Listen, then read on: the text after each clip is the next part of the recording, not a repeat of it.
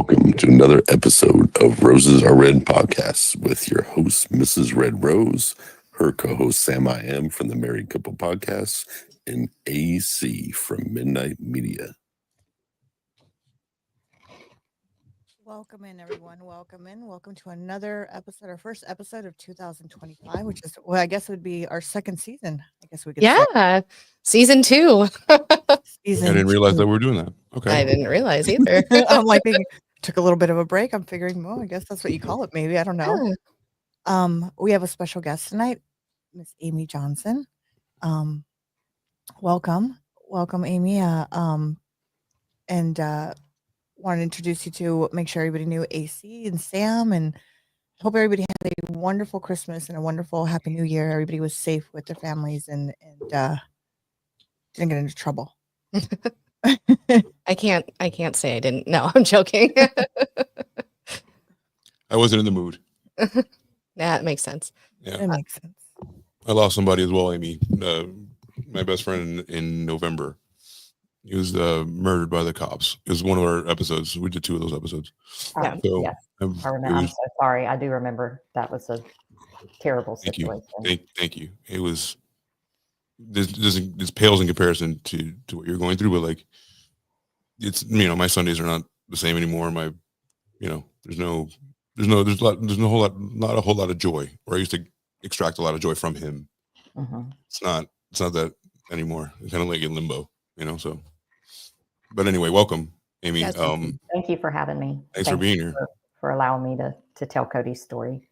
Yeah, things are so fresh, Mm-hmm. And did you ladies have anything? I really wanted to start in the beginning and kind of get to know him, honor him.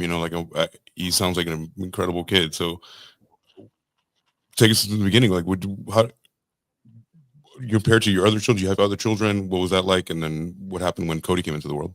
Well, before we get there, just so everybody who's listening understands, Cody was shot in a road rage incident, they think, back on September 27th of 2024. And there's no leads. And that's why we have Amy on, and we want to, hear Cody's story and, kind of shed some light on the whole thing. And hopefully, anybody watching this, if you have, if you live in the Houston area, if you have any, anything to reach out to the Crime Stoppers and all of that. But really, we're having you on this on our show, and thank you very much for coming on and all. But we want to bring this story to the forefront and really learn about Cody and you guys and how it all all went down. Yes. Everything. We want to get to know who was Cody. Who so that's one of my. Who was Cody? What type of person he was? Okay, so going back to the beginning, Cody is my second son. He was my youngest son, and I have an older son, Nikki, who is 22 years old, and they were almost 3 years apart. So Cody was born in August of 2005, and Nikki was 2002. So they were very close, best friends, just as close as two brothers could be. But Cody, when Cody was little, the thing that, we've said over and over about him in the other newscasts that we've done, because he was shot in his car, and his car was a big part of his life. And we do feel like possibly his car may have had something to do with it. It was a Chevy Camaro, but Cody always loved cars from the time he was little. Even when he died, he never gave up his Hot Wheel collection. He probably has 500 Hot Wheels. And one of the things we remember when he was little is he was always holding 2 Hot Wheels, one in each hand. Everywhere we went, he always had to have 2 Hot Wheels. He also had a little, like the little Barbie cars that they would drive around, but his was a red Mustang. I love that. we have pictures and videos of him, driving that Mustang around. And again, he started driving it when he was 2 or 3. And I think we had to replace the wheels on that Mustang probably, 3 times at least when he was little. Drove a go-kart when he was 3 years old. He loved anything cars when he was little. And so he was born in Houston, Texas. That's where he grew up. We did make a couple of moves when he was younger, but Houston is home base. He grew up in a suburb of Houston, Missouri City, which is where I still live, which is where he lived until he was murdered. And it's just a very all-American community. He was just kind of an all-American boy. He played sports from the time he was probably 3. I think he played, he started with soccer and then t-ball and played them all. He ended up playing baseball, and he was a very, very good baseball player. Played high school, played travel ball. A lot of my time with him was spent traveling around the United States for baseball tournaments. He was a catcher. So from that, he also had a job his last couple of years in high school that he was a baseball umpire. Oh, nice. Oh, wow. So he loved it. Very cool. Was he a righty or a lefty? He's a righty. His brother is a lefty. Nice.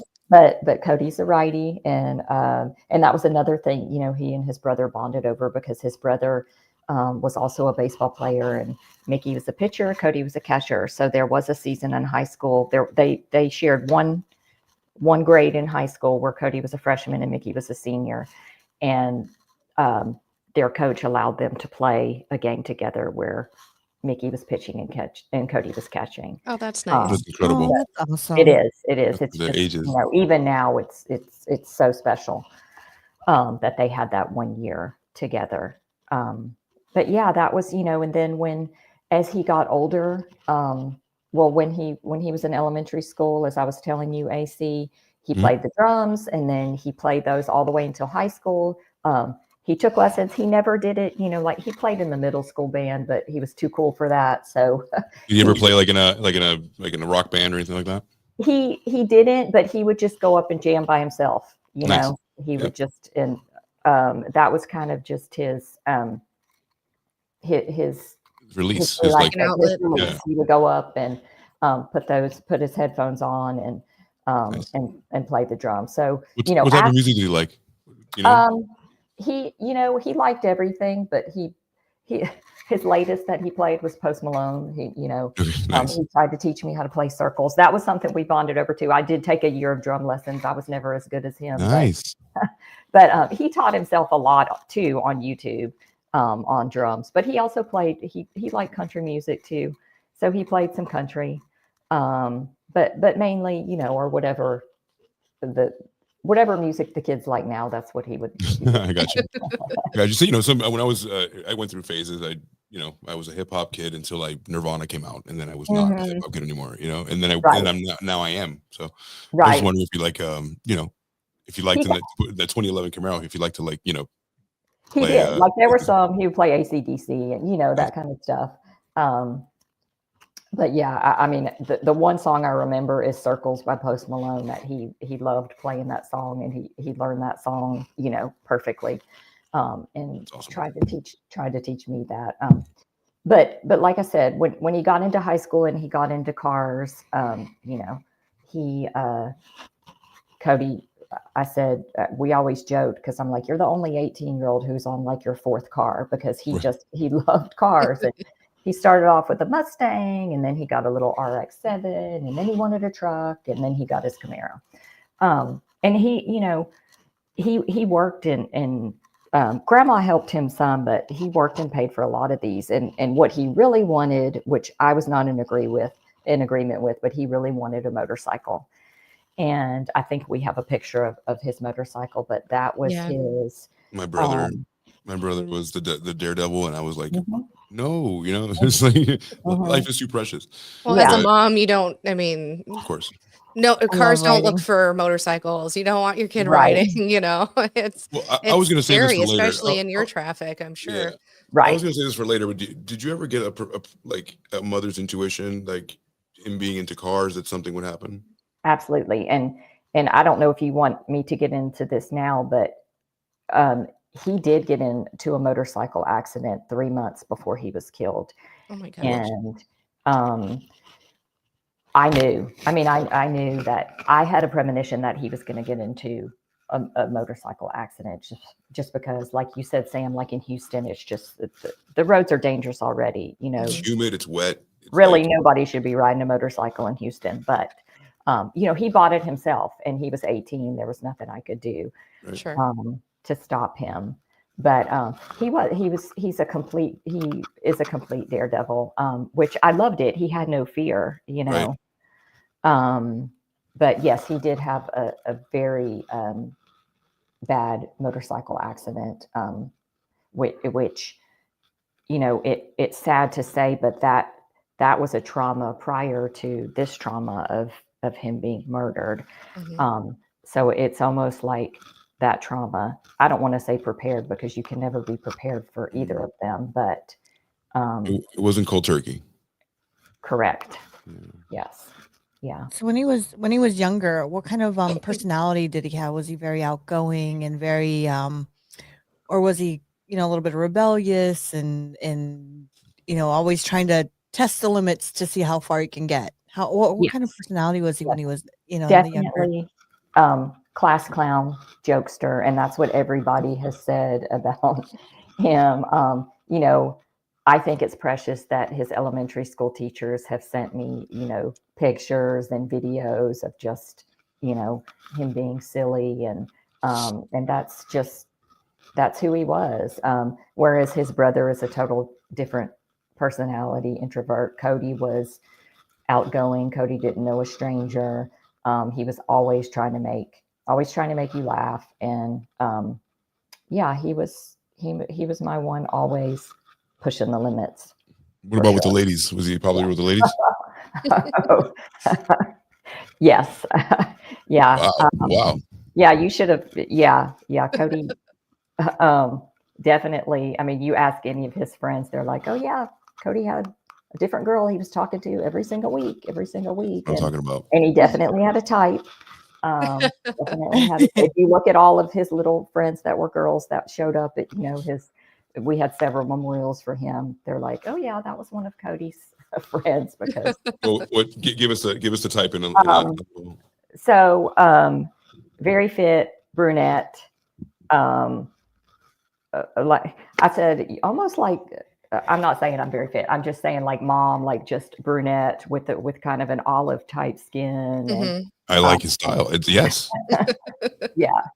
5'3", about 5'3" Yes, definitely his type. Yeah, brown hair, you know, darker skin. So, yeah, he definitely had a type. Well, he's a good-looking kid, so he can get whatever he wanted, you know. But I'm sure he got the opportunity looking like that and having that personality. And something else I you know that I left out, which was a huge part of his life, was the gym. That kid, and I had so many, you know, still have so many people comment to me that I can't believe that this, you know, because he kind of started when he was 15 or 16, that this 15 to 16-year-old kid has this much discipline, that he goes to the gym every day, he spends hours there. All he eats is a diet of chicken and rice. Like wow. he was very disciplined. Discipline. Very That's the word. disciplined. Yep.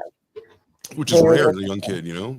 It really is. And you know, we used to say Alpha Land was his gym, and it's a huge gym in Houston. And we'd say that's it. That was his home away from home, because he would just spend hours, you know, even Friday nights, other kids would be going out and Cody would be at the gym. And I don't think I sent you any videos of him you know, lifting weights or anything like that. But he, you know, he was a huge deadlifter, and he wanted to be cut and he wanted to be fit, and that, you know, I think he also saw it helped him in his sports performance. Of course. Yeah. I was just going to ask, did he start that because of sports, or was it just something he found and loved? or You probably a know, combination?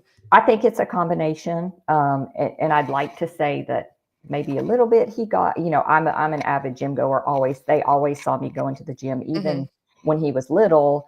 I used to teach fitness classes and they would have to okay. go to the gym nursery, So it's a lifestyle. It's a way of life. It's a lifestyle, but I like that we had that in common. Absolutely. That even on Mother's Day, he brought me to his gym and fun. and we took a picture together. And I'm like, what 16-year-old is going to bring their mom to their gym and take a picture with her? Like gonna pump. Like let's go to the gym and let's do some free weights. Yeah, That's beautiful. Cool. It's beautiful that you guys had that kind of like a bonding moment where you both shared, because it's sometimes when you're 16 at that age, the kids don't have that. They want to be with their friends, and us as parents, we're kind of like, oh, You're like, wait, you're my little buddy. you're like, come on. yeah. So, no, that's beautiful. That's beautiful. Thank you. Did he ever do like any was any like ever in weightlifting tournaments and stuff like that, or No, but that you- was something that he had, he was thinking about doing prior to his motorcycle accident.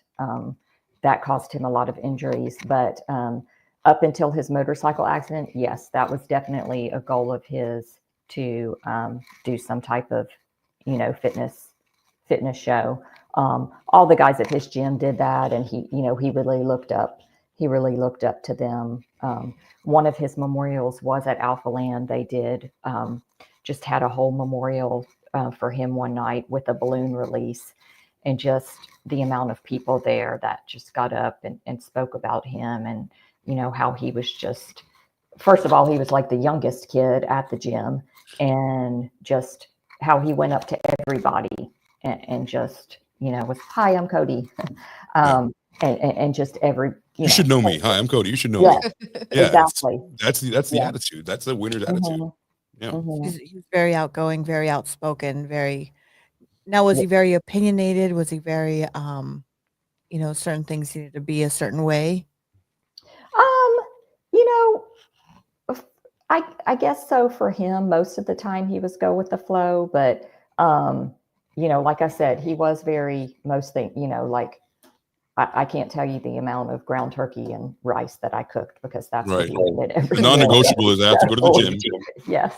At the meal prep and have to go to the gym. Those are non-negotiables, right? Yes, exactly. Yeah. But but he also loved to live life. I mean, that was I think the motorcycle, the cars and all that were just that was his, he had the structure, but then he also had this fun daredevil side to him.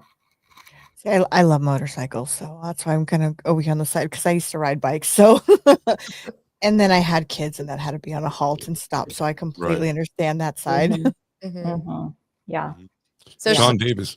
Yeah, Sean was checking in, said, love the relationship Amy has with her kids. My heart hurts for her. So thanks for checking in. Geez, words are hard. I can't talk sometimes. But thanks for checking in, Sean. It's nice that you're listening as well. Should we do a shot? I think we should. We did one in the spoiler alert. We did one before you guys. Spoiler alert, folks. We do one before we get on the show too. Spoiler alert, we're chronic alcoholics. Yeah. Tonight's brought to you by Four Roses. Four Roses. It's not, but Four Roses.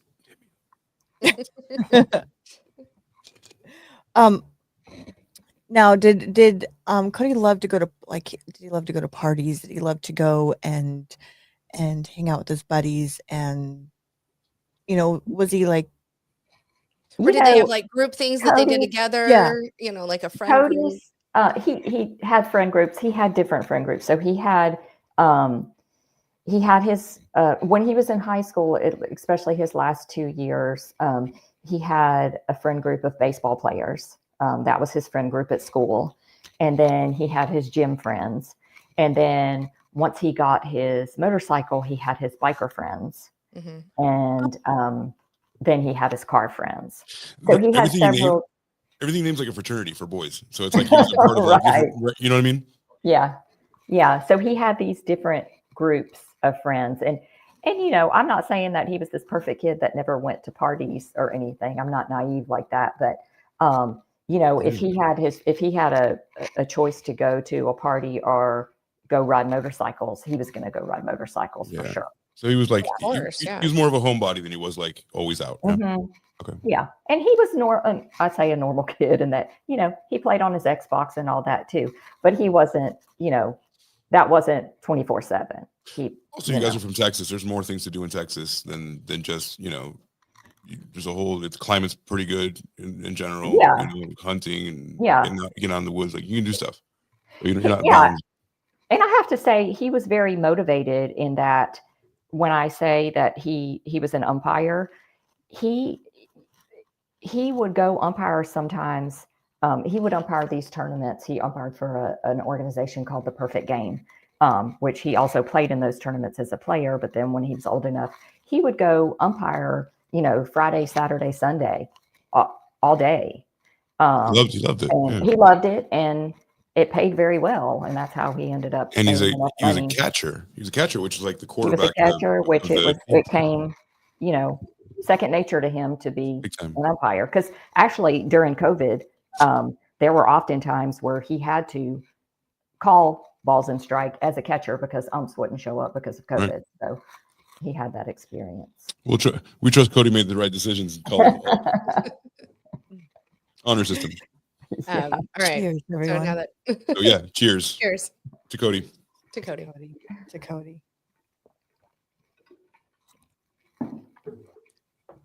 So typically we talk here about, you know, very different things, and some of them are horrific, but some of them, you know, they're open cases, and this is really fresh. But we talk about people who, like, you know, premeditate stuff.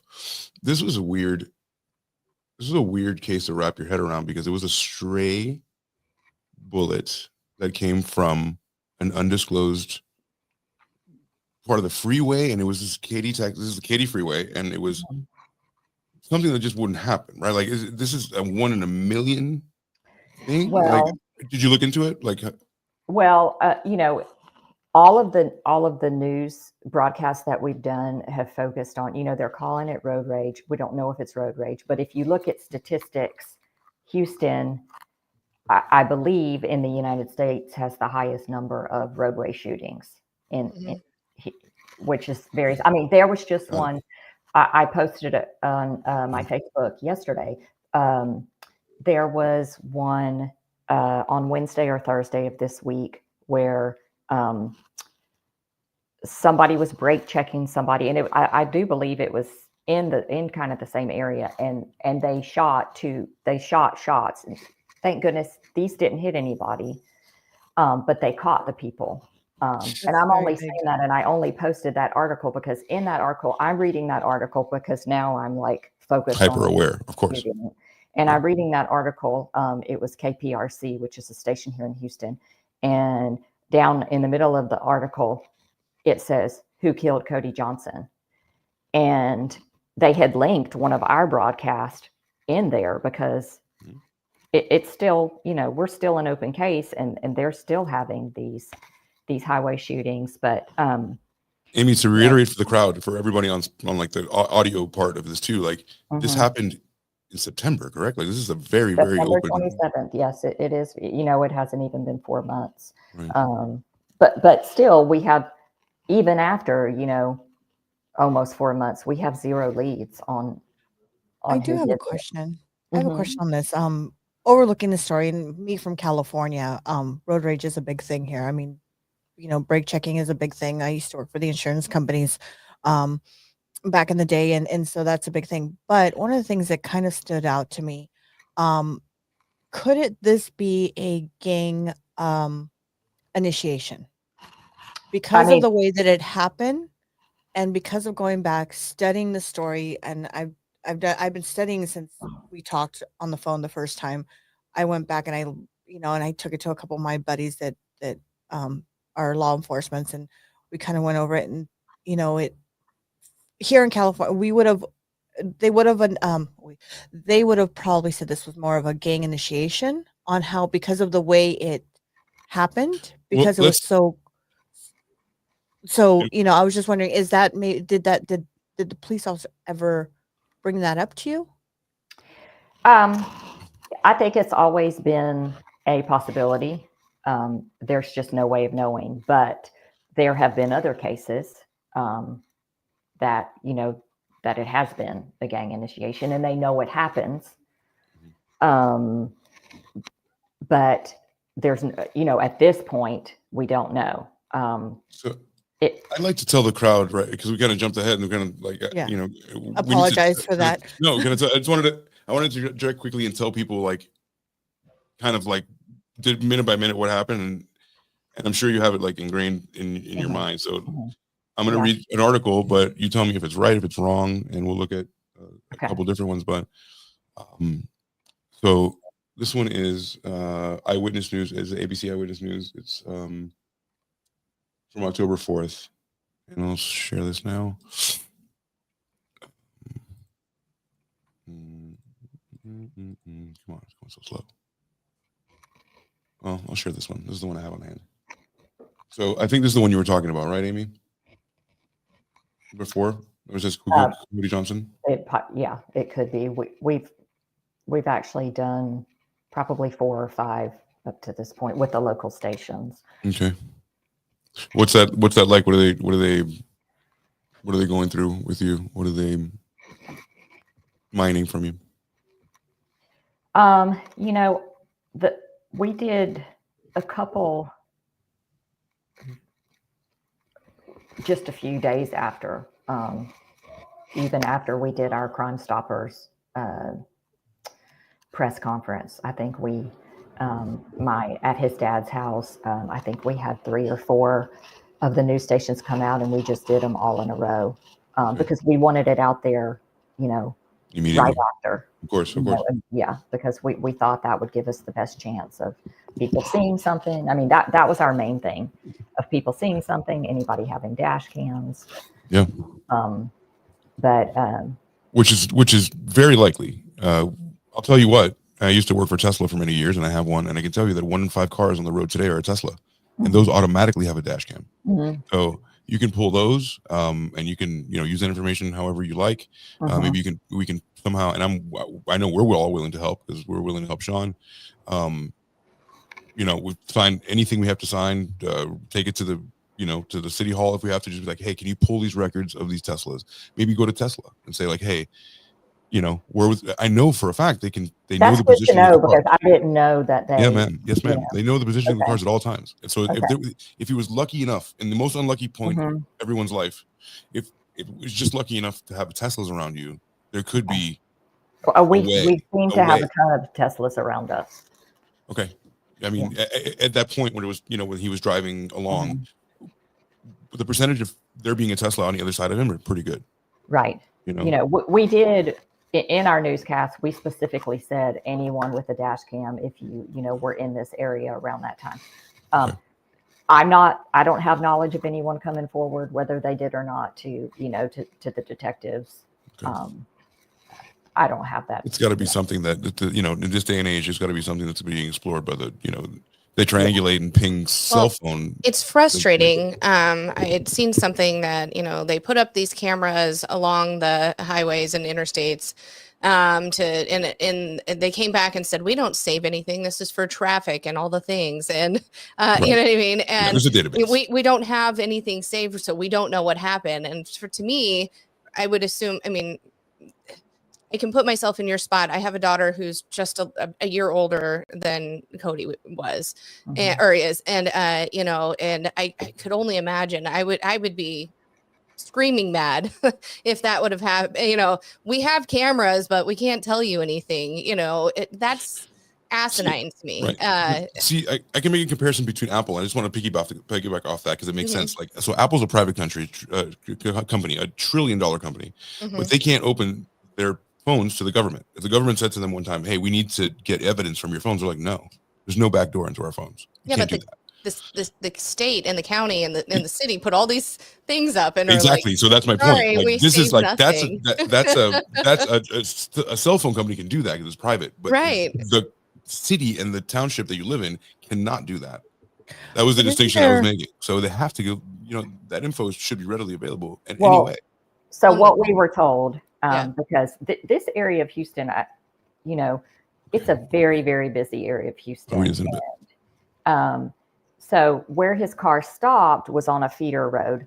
And there were cameras on top of those lights. But what we were told that those cameras don't record, they count cars. So that's what we were told about those cameras. Right. Oh, so it's a tracker. So the cameras up on the freeway on I-10, there are cameras, but apparently they're not working because of budget reasons. So they're not recording is what we were told. So There are no budget problems, and there was no budget problems in Uvalde. So before we go into plenty of money. really into depth of the story, I didn't Amy, want to- can you tell us, Amy, leading up to the story, the night that everything happened, how it all went down? Like what happened? What transitioned to all of this before, was he going somewhere from the very, very beginning to, you finding out? Yeah. So it was on a Friday, and Cody, up until he graduated, Cody lived with me. And then once he graduated, he got in his motorcycle accident. So he was in the hospital quite a bit this past summer, summer 2024. And then he had lived in an apartment with his brother for a little while. And then while this was happening, he was staying at his dad's house. But on that Friday, he had gone to get something done on his car. And mind you, he had only been driving his car less than 2 weeks because he had just been cleared by his doctors from the motorcycle accident. Oh, wow. Okay. So Now, is this the black Camaro? yes. Okay. Well, So, and that black Camaro was always having like engine problems. And so he had just gotten it out of the shop. Mm. And he had just put those gold rims on it. So he was super so this proud. is the vehicle. That was Nice looking taken. car. Yes, that was taken. I think maybe a week before he was killed. Oh, wow. And you can't see his left arm, but his left arm is bandaged. Oh, okay. Gotcha. Because that was his arm. I think he underwent probably 12 surgeries on that arm. He almost Oh my lost his God. arm in the motorcycle accident. Wow. So he was very lucky to have that arm. And then his left leg was also damaged because what they had to do was transplant tissue from his leg to his arm. So just a little background on that. So Got you. That makes a lot of sense. So on that Friday, he had come to my house in the afternoon, and we were just hanging out. I felt, after this all happened, I felt very lucky because that afternoon, we were together the whole afternoon. Oh. He came over. I fixed him his turkey and rice. And Predictable. yeah, we took our dog on a walk. And this is kind of funny. So his arm that you can't see, because of the motorcycle accident, he literally had lost a chunk from his lower bicep down to his forearm. Oh gosh. Okay. So there was nothing there. They had to transplant, tissue, skin from his thigh. He had a scar probably this big on his thigh. There's a graft skin. Yes. So he had this big, you could tell it was leg. We laughed about it. You could tell it was leg on his arm. So that day that he came over to my house, I said, "Hey, take your bandage off. Let me see how it's healing." Because at that point, it had only been about 2 months since his accident, 2.5 months. And so, this skin right here was from the top of his leg. So it was all hairy. Oh, Aw.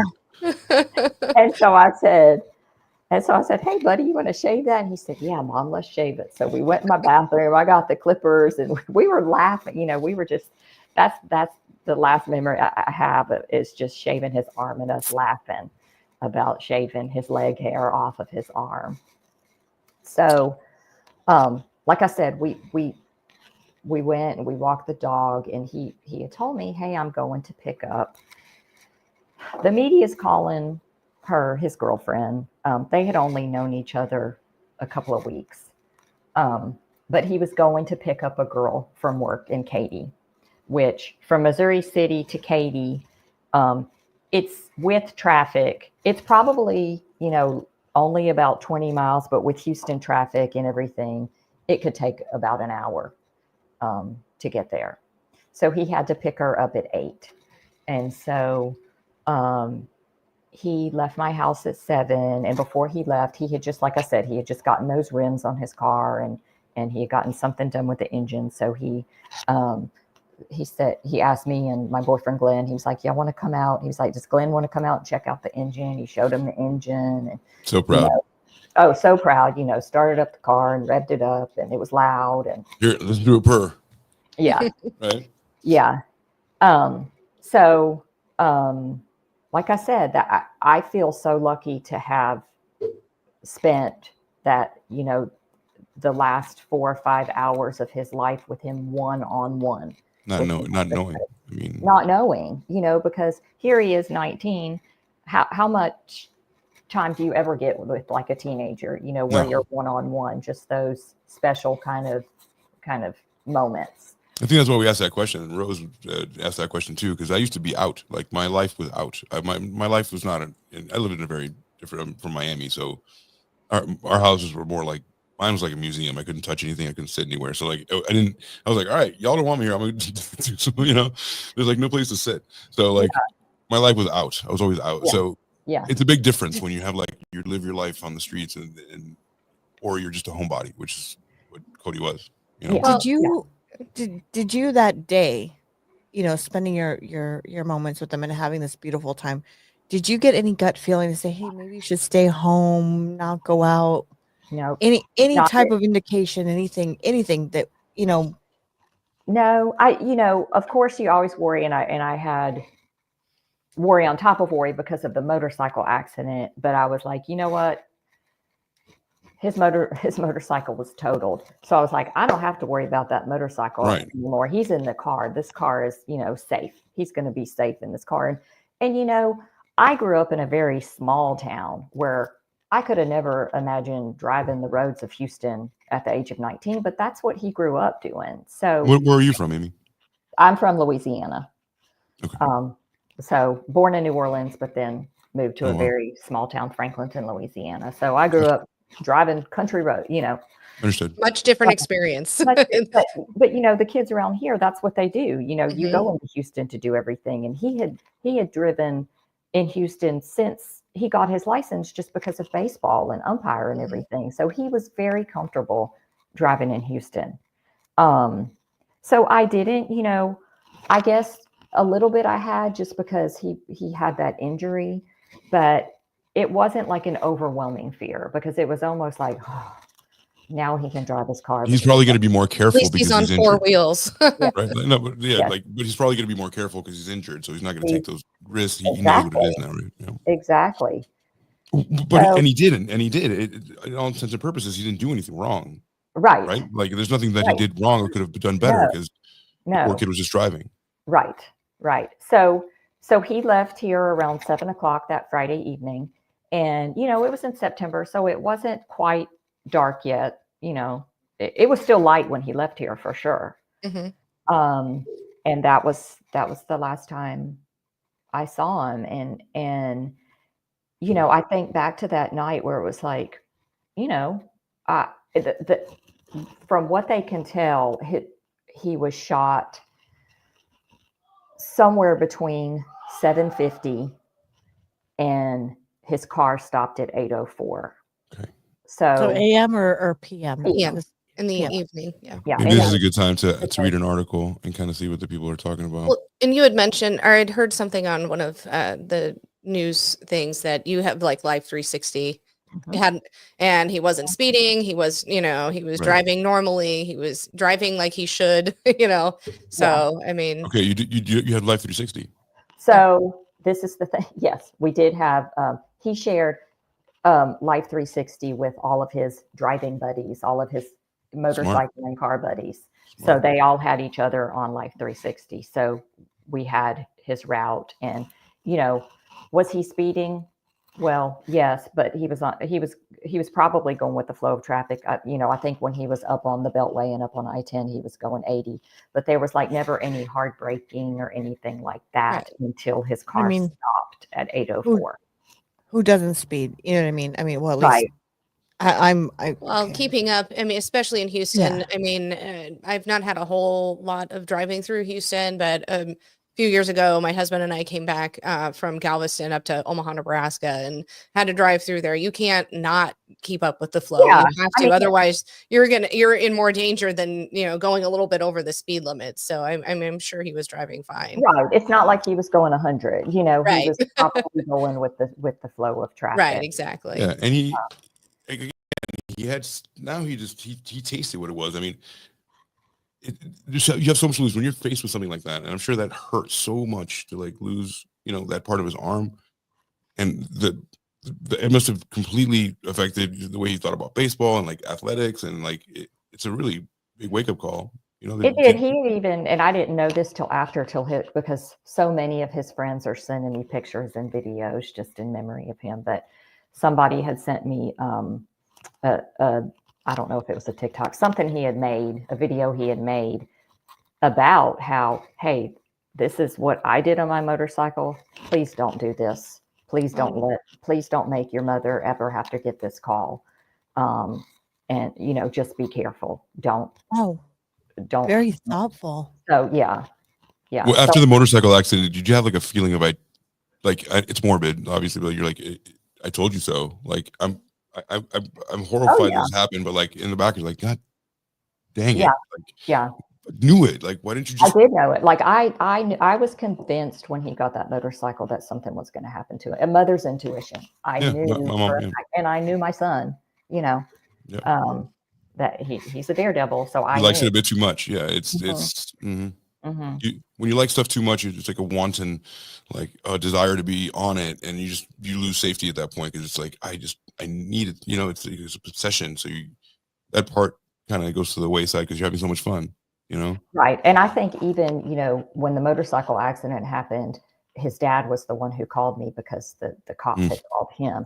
Oh, I think I even screamed at his dad. I knew this would happen. Not that Dad wasn't a big fan of him getting a motorcycle, but it's Dad, and that's different. Dad. You're the bad guy.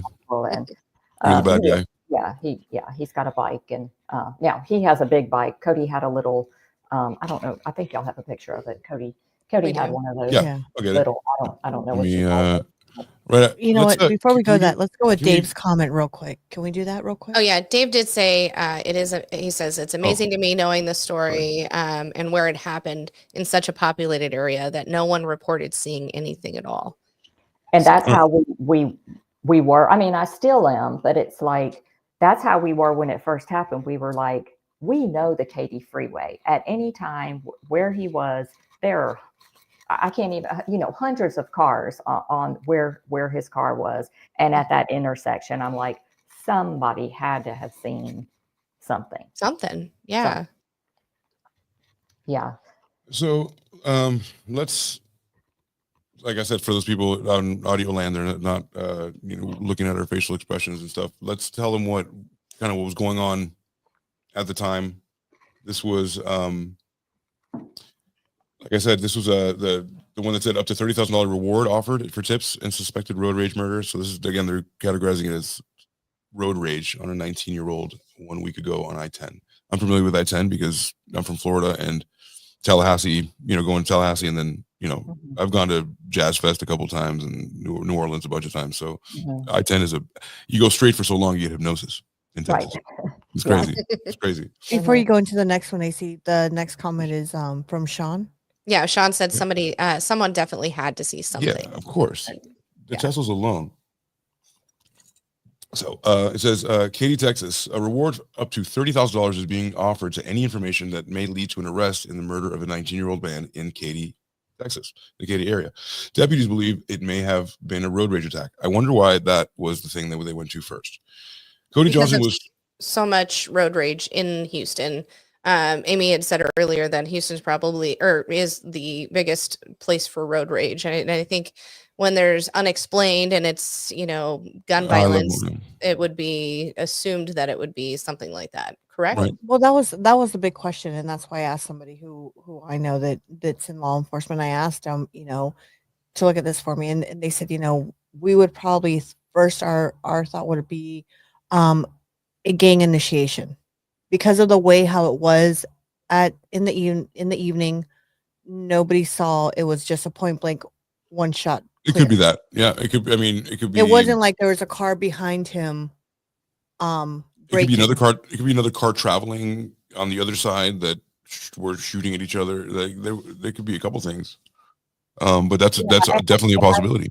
I know that another friend that I have met, unfortunately, through this, Paul Castro, who he's become an advocate for this, but his son, David, was killed in 2021 when they were leaving an Astros game, a Houston Astros game. And Paul was driving the truck where his son was killed, but it was a road rage. But he's now become an advocate for people like me. And he told me, that the media will go right to that road rage, but just to kind of tag something. But right. And that's kind of my point. Like, it's just to tag something because everything has to be categorized. Nothing can be just like, we don't know enough about it, because they have to, make you click later on, get the update and stuff like that, unfortunately. But the police are thinking that too. Is that correct? Or is it just because the media tagged no, it? it's been the media, Okay. Of course the police are going to look at that, but until they have something, they don't know, Right. They have expressed it could be a gang initiation. It could be just random, it could be, somebody even said, you think somebody was jealous of his car and just, just an evil person on PCP. Yeah. Right. Yeah, exactly. I mean, the thing is they couldn't see Cody. His windows were blacked out. So that's why, I think I told you, Rose, we're really focusing on his car. If someone were to see something, they would have noticed the car and not Cody. It was pretty flashy because it had gold rims and it was a special kind of Chevy. And it wasn't like a point blank for him because his windows were so dark. It's not like, okay, They're not that's the person we're not going to go strictly to attack that person. So it's not about the person it's about a stray bullet hitting, possibly with intent to hit the car, but not the person. And I think there was a story, I think back in, I want to say maybe Chicago, where there was a shooter that was just shooting at cars just up on the hill, just shooting cars that were driving. Totally. I think I want to say it was Chicago, Illinois. I want to say somewhere out there. That was back in 2000. I want to say that happened somewhere out there. Your husband's from Chicago. I know, but I don't know somewhere out there. Where. Somewhere out there. I don't know exactly where, but he's somewhere out there. 5-0 goes west. and it was just more of this guy that he was just out there shooting cars that were just driving by. There wasn't no like a malicious tent. Yeah, there's no rhyme or reason. It's just to pull the trigger. Yeah, just to pull the trigger. Which is just as bad because you're doing it. Well, why do it at a busy highway then? Like if you don't really want to kill anyone, why are you doing it in the woods? Right? But you've brought the violence here, and now you should randomize the violence now. It's like, okay, fine. Yeah. You don't want to hit that car, but you are going to hit a car. Why point it towards a freeway? You know what I mean? And, so, I mean, there's so many possibilities this story can go on defining who actually did this, because there's so many different things that the way it happened, it leaves you at a blank, like I said, it's senseless. There's no reason that Cody should have been targeted. Correct. For all intents and purposes. I mean, he was a good kid. He was, structured. He was doing all the right things. And it just doesn't make any sense. He had a good support system too. Like you guys were in his corner and a good family, and there was no reason. Like that's why it's so. Yeah, like Sam said, it's just wanton. Like why? It's senseless. Like Brandon, why? Right. None of this had to happen. Right. Amy, is it something, not being in this situation, are you in contact with the police all the time? How does that work once something like this happens? So we're assigned to a detective. I'm assigned to a detective, and yeah, I keep up with him, you know, on a weekly, but you know, every other week basis. You know, there's. I know that he can't tell me everything, even if he is, you know, Right. gathering things. But you know, he assures me that as soon as he makes an arrest, that you know, he'll call me. That's good. I'm glad. So, you so got you that. you have a good communication with the detectives and the I police officers. do. Okay, I because do. you know Yeah.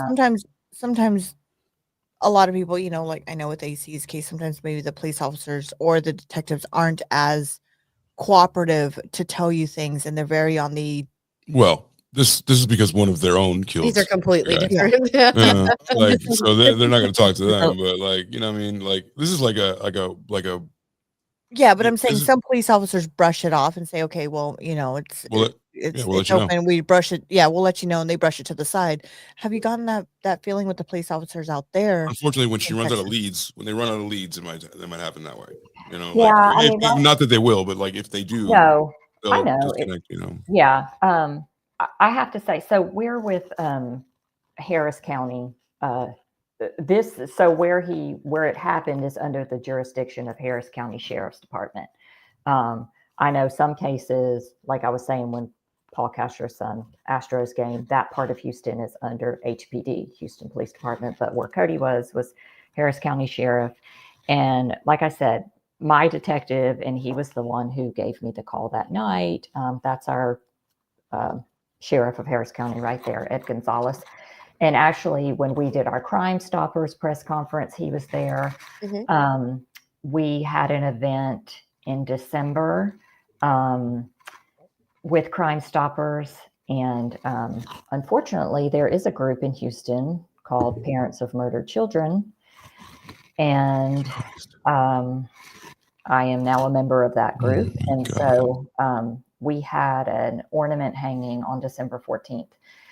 Where you brought an ornament of your child and hung it on the tree, and all the, you know, the city council members were there, and the sheriff's department was there, and some HPD, and so even when I was there, you know, and this was in December, you know, I had my detective does come to some of those meetings. Sometimes he wasn't at that particular event, but I had some other deputies from the sheriff's department come up and say, "Oh, you're Cody Johnson's mom," and gave me, you know, their own update. So I, you know, they sought me out. So, you know, I wish they had more to tell me, but I have to trust that they're, you know, that they're doing their job. So this organization, this group that you've joined, is it other young children that have been just automatically murdered? Just It could be anybody. I haven't. So I don't know if I've necessarily joined, but when we did our Crime Stoppers press conference, the director of Crime Stoppers, whose name is Andy Cahan, he said, you know, if you're interested, the first or the second Tuesday of every month, we have a group that meets here called Parents of Murdered Children. And so it's anybody. I mean, there are people there whose, you know, child or child was murdered, you know, maybe in the 90s, and they're still coming to these meetings just for support. And you know, it was very hard. I've only been to one meeting, and it was very hard. Of course, it was very difficult for me. You know, at the time I went, it was very fresh, but a lot of people there were at a very different point in that they were going through the court system because their, you know, their suspect had already been caught, and they were in, and that was hard for me to hear because I'm like, whoa, I'm way back here, you know. Yeah. Right. Yeah. The reality check. Yeah, it's like a whoa, it's not what I thought it was. Right. So it was a lot for you. It was a lot for me, but you know, I felt like the ornament hanging, I went back and forth about whether I was going to go or not, but I ultimately decided to go for Cody, to honor Cody. And there I did get to meet several people who I hadn't met, at the other, who knew me from the news or whatever, and were like, "You're Cody's mom," and that was almost a little bit of comforting, just that people were remembering Cody's story and he wasn't forgotten yet, and that I could connect with these people because unfortunately they've been through the same thing. The people that were there also had their child murdered, and it's very sad that there's such a big group in Houston. It is Wow. Um, It's sad to hear that there's an actual group like that. Do you know what I Mhm. mean? It's very sad to hear that there's a lot more, because I think publicly we don't hear about. I mean, at least over here, we don't hear about it. It's just Mothers like, Against Oh, Drunk who would Driving. ever imagine, that I there's a mean, you group hear called about that. Parents of murdered children who, I mean, you hear about POMC. mothers of drunk driving, but you Right. don't hear about this other group. That there's multiple groups where you don't hear about it for that until it You don't actually want to. You happens don't to want to know somebody. about it until you You have don't want to. to know about it, Right. Of but course not. You don't want to be part of these clubs. You don't ever want to be no, part of Yeah. this club. No. no, but it's good to bring Thankfully, there awareness. is something there. I mean, Yeah. sad to say that it had to come to that, Yeah. but It's like, once it happens, then thankfully you there, go seek it out. yeah, It's you awful. have at least people at some point when you're ready, you can go, "Hey, I'm going through this at this point. Did you go through this?" And Mhm. you're. It's always nice to feel like you're not alone. Another question I And would that's have about that is like, did you feel that you were like stacking yourself up to other people in that group? Like, did you feel like I'm the most junior of these folks? Did you that cross your mind? I did feel, I Yeah. did feel that way at that particular, I'm like, oh, especially the first meeting I went to, because I'm like, I think it had only happened maybe 2 or 3 weeks before. Mm. And so I was definitely the newbie Right. in that meeting. And I'm sure other people gave you some advice or some just words of encouragement. And I'm sure others were like, look, it doesn't really go away. And that made you feel different. Yeah. I mean, like I said, in part, it was comforting knowing that I wasn't alone. But then again, it's like, oh, it doesn't ever, Right. grief, the grief never, it may change, but it's never going to completely go away. It's your baby. Mm-hmm. You get it. I mean, I don't get it. I couldn't imagine. I couldn't imagine. Yeah. And I think what a lot of people don't think about is, of course, I miss him. I miss who he was, but I also miss all the things he could have been. Right. He had his whole future. Yeah, his life was just starting. Right. To be fair, I mean, going into college and all the things, and he just was healing from his accident. Mhm. I don't know. For me, one would think, I don't know if you feel the same way, but for me, if it was my child, I think I would be like, over the hump of, oh, you're still, we've healed you now, and then this happens. I don't know. I think it would be. No, that was, I'm like, Yeah. oh my goodness. Like, I just went through this whole traumatic of not even know if he was going to live through this, then not knowing if he was going to have an arm. And then, we get out and, oh, okay, he's healing. He had just gone to the doctor where he didn't have a lot of use of that arm. So he even left a voicemail for some of his friends that they sent to me like the day before this happened, because he had gone to his surgeon and they were talking the next step would maybe do a tendon transfer to get more movement in his arm. And so he had left his friends a voicemail saying, hey, I need y'all to help. There's two, he was given the options. They can either do a tendon transfer or this. What do y'all think? Because this would give me, like, he was thinking ahead and he was, he was ready for the next step after being, graduating from high school and then within a month having this horrific accident and then finally getting his life back together. Yes, he had planned to go to college. He was going to go to Texas State, which is in San Marcos.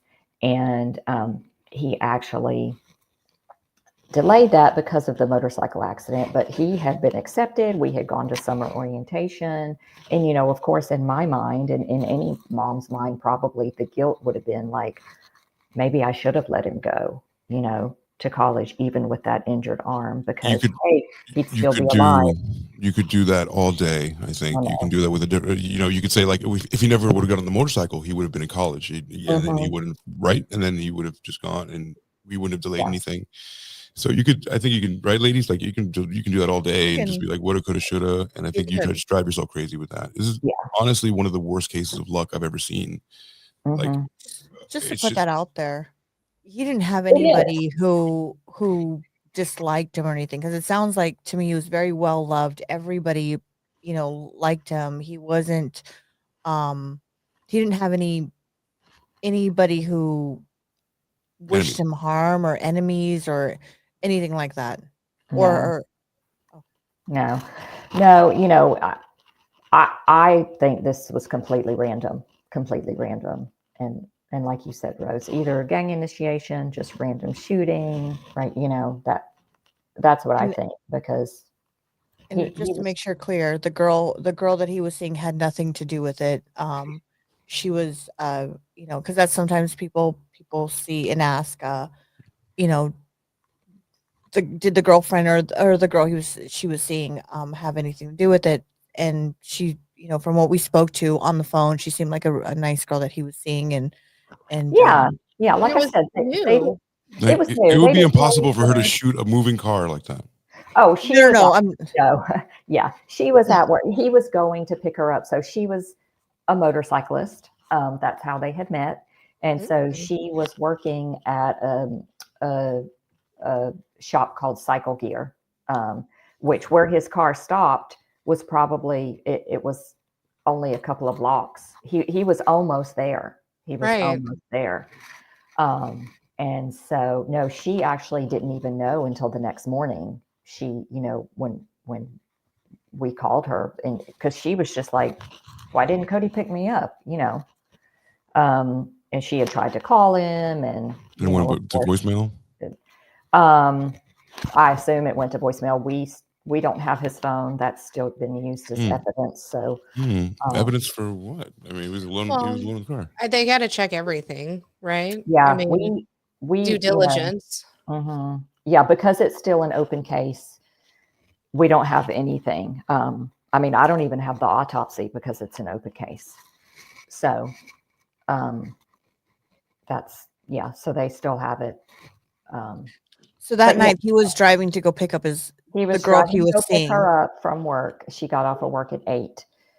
So, like I said, his car, he would have been there right on time because where his car stopped Yeah. on the feeder road. And again, we're suspecting, we're not even exactly sure where he was shot, but what the, you know, according to the timestamps on the Life 360 and things, because we know his route. So he took I-10 and he did exit one exit prior to where he would have to pick her up, but he still could have gotten there off that exit. He just, it was an exit early. And so, That's but, interesting.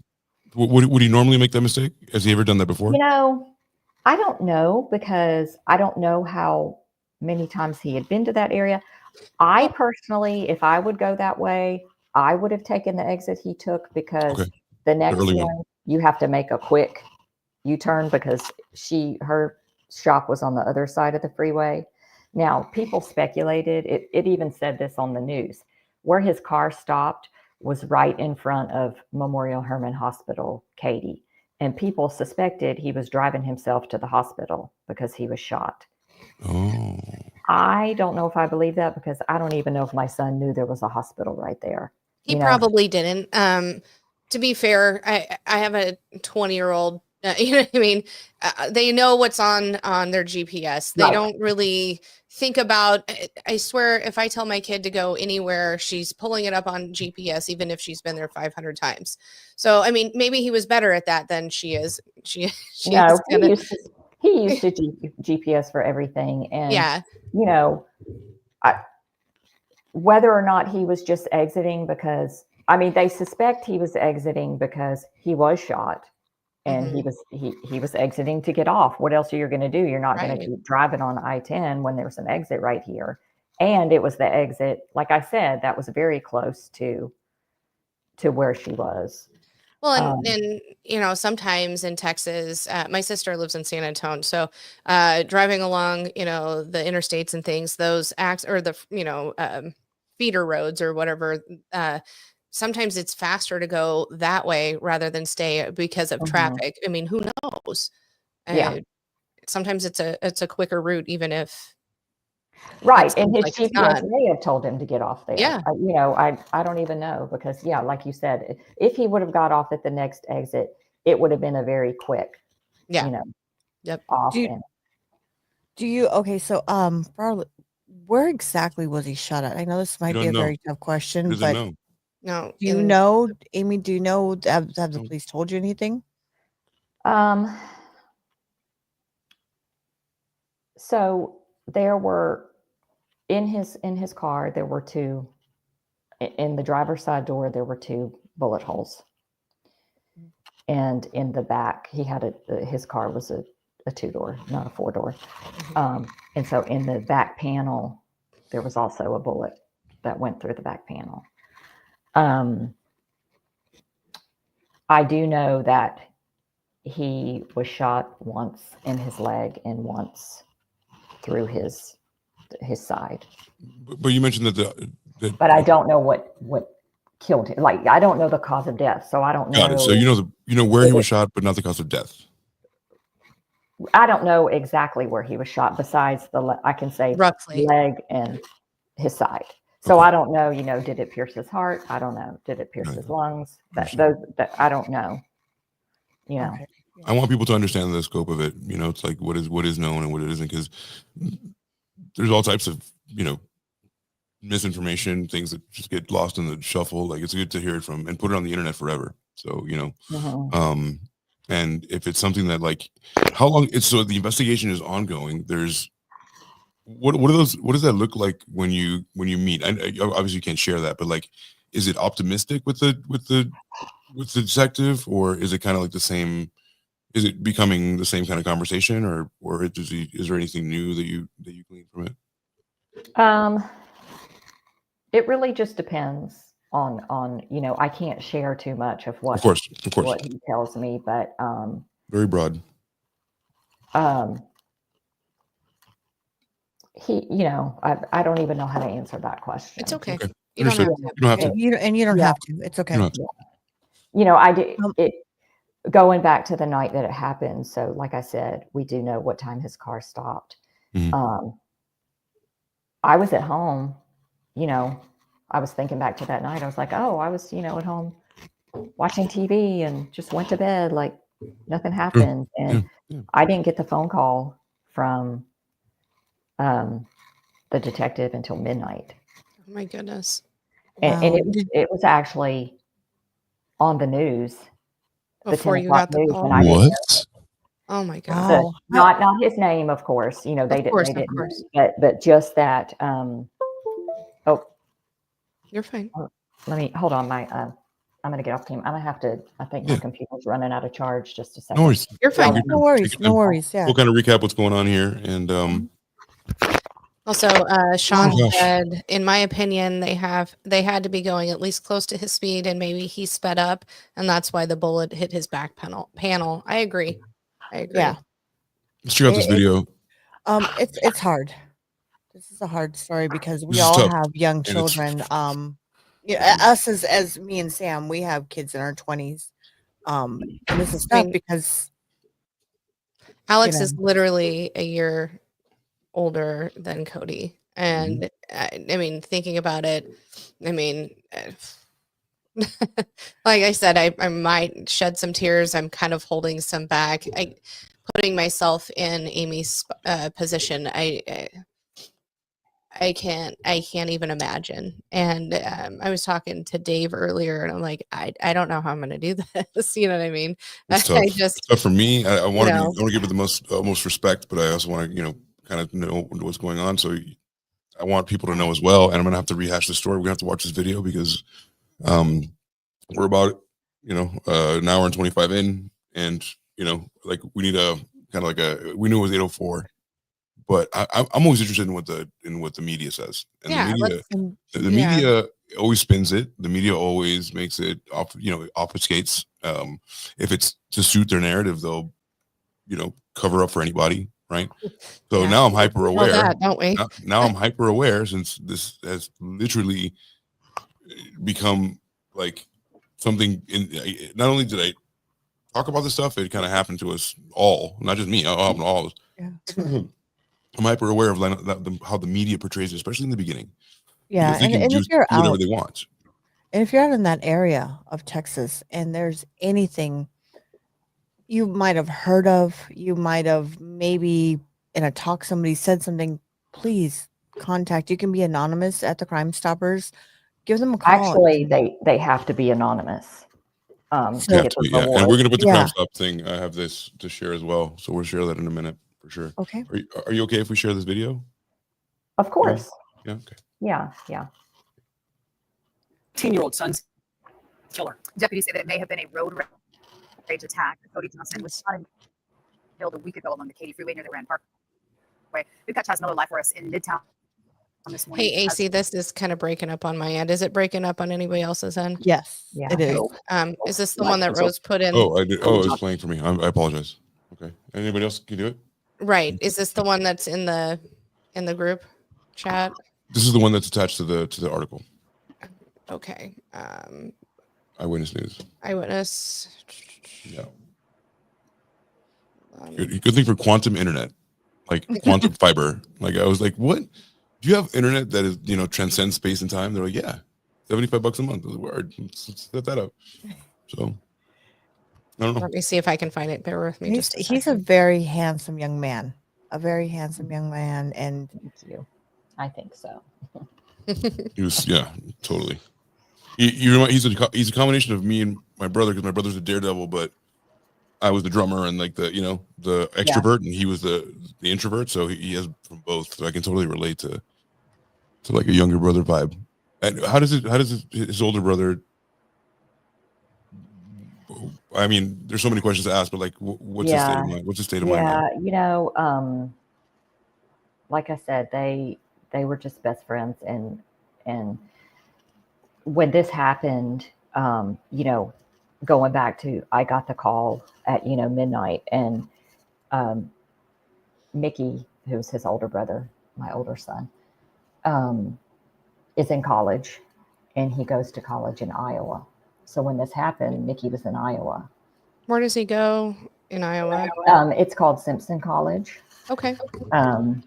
It's just a small 4-year private college. He actually went there to play baseball. Whereabouts in Iowa? I'm in Nebraska, so I'm pretty close. Oh, okay. It's close to Des Moines. Okay.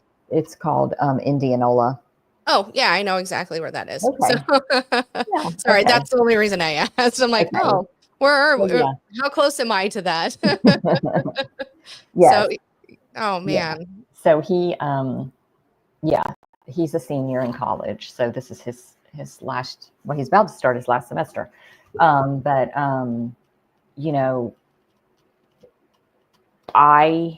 it happened, I didn't know how to tell him.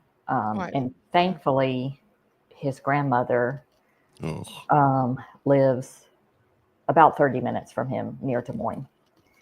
And they're very close. And she drove to his college at 2:00 in the morning, woke him up and told him. And I was on the phone, and he just, as you can imagine, he screamed because, he, as well as us, he was here over the summer for the motorcycle accident. And when that happened, he lost it, because when the motorcycle accident happened, we were not told if he was alive. Oh my after gosh. it happened. And we didn't even know till after we got to the hospital. And so, Mickey is not a fan of motorcycles and fast cars. That's me. I like fast cars, but like not motorcycles. They're just too, they're too open. They're too dangerous. They're too they're too like cigarettes. They're really cool. Right. Like, but you're not wearing a helmet or not wearing Right. the right gear. You're Yeah. asking for it. Right. And he was wearing a helmet, thank goodness. But Well, thank goodness, yeah. And But- thankfully, with the type of bike that he had, most of the people who ride those bikes wear helmets and gear. Yeah. Mhm. Mhm, yeah, Usually, totally. it's And you know when- what? He had one of those heavy jackets, and he was And not he was- wearing it that night well, it was because probably it was hot. 100 degrees. Yeah, Yeah, it's They're hot and hot. humid. It's hot and humid there. But he Yeah. did wear it, but once it hit 99, 100, but anyway, so no, I back get it. to- Yeah, back to Mickey. So,